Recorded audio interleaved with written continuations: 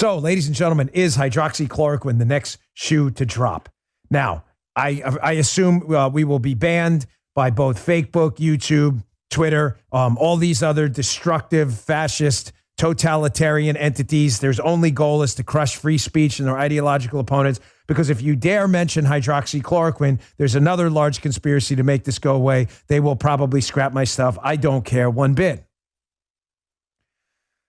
As someone said on social media, and I saw, hey, listen, us conservatives are going to need a whole bunch of new conspiracy theories because all of our old conspiracy theories are now coming true.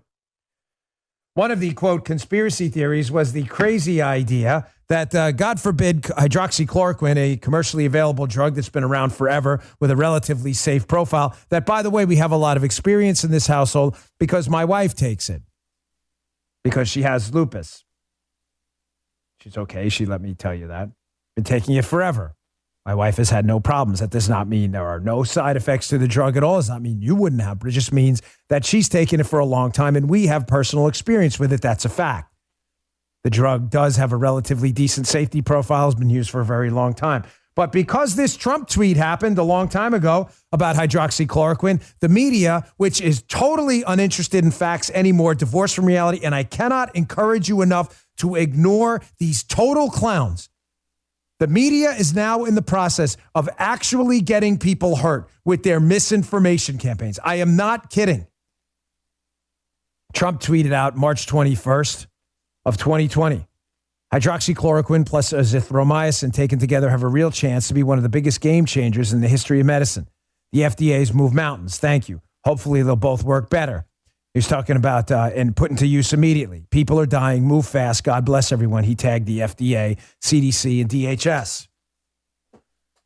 Well, because the media is stacked with absolutely ideological losers with no respect or dignity for their own profession, who can't figure out journalism as if it kicked them in their collective asses, the media saw Trump supporting hydroxychloroquine, all of a sudden said, well, if Trump supports it, we have to be against it. Well, what does the science say? Doesn't matter. They didn't give a damn about the science. These are not serious people. These are buffoons, clowns, who should be ignored at every opportunity or people are going to get hurt. Why am I bringing up hydroxychloroquine now? Because this is going to be the next shoe to drop. The next enormous media scandal, a concerted effort to crush a potentially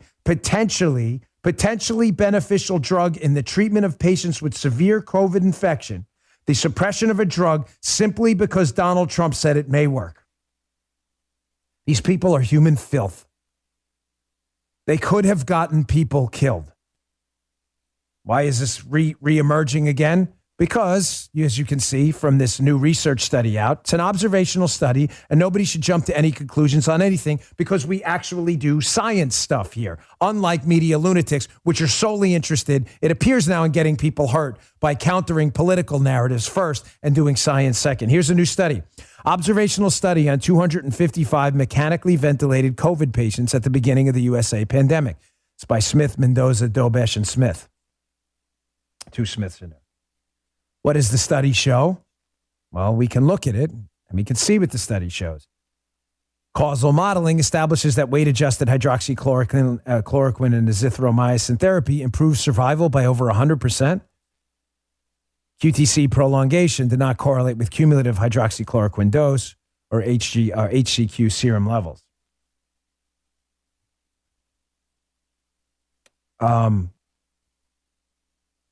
So there's another study out there that, because there are more out there, showing some efficacy of hydroxychloroquine in treating patients with severe COVID infections. Well, the media didn't like that.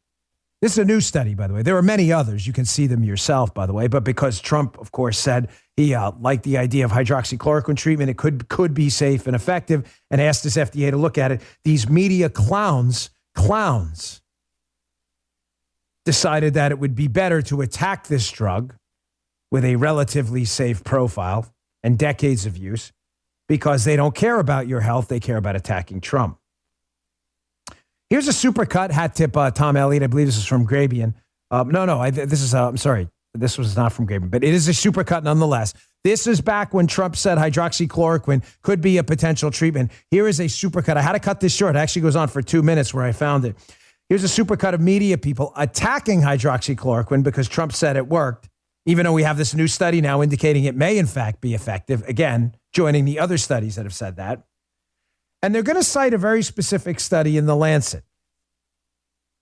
Check this supercut out. Then on the other side is, I'm going to show you about that study in The Lancet. Check this out. The largest study to date of its kind shows that hydroxychloroquine does more bad than good for coronavirus patients. The study of 96,000 hospitalized coronavirus patients on 6 continents found that those who received that drug, promoted by Donald Trump as a, quote, game changer in the fight against the virus, had a significantly higher risk of death. Taking hydroxychloroquine, despite mounting evidence that it doesn't work against COVID-19 and could, in fact, be harmful.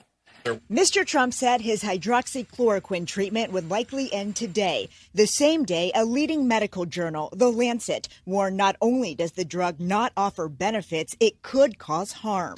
That moved on from absurd and sort of insane to a potentially deadly threat today when The Lancet published the results of a new study. But a new study published in the medical journal The Lancet today says the drug did not help hospitalized coronavirus patients. Instead, that study says it made them more likely to die.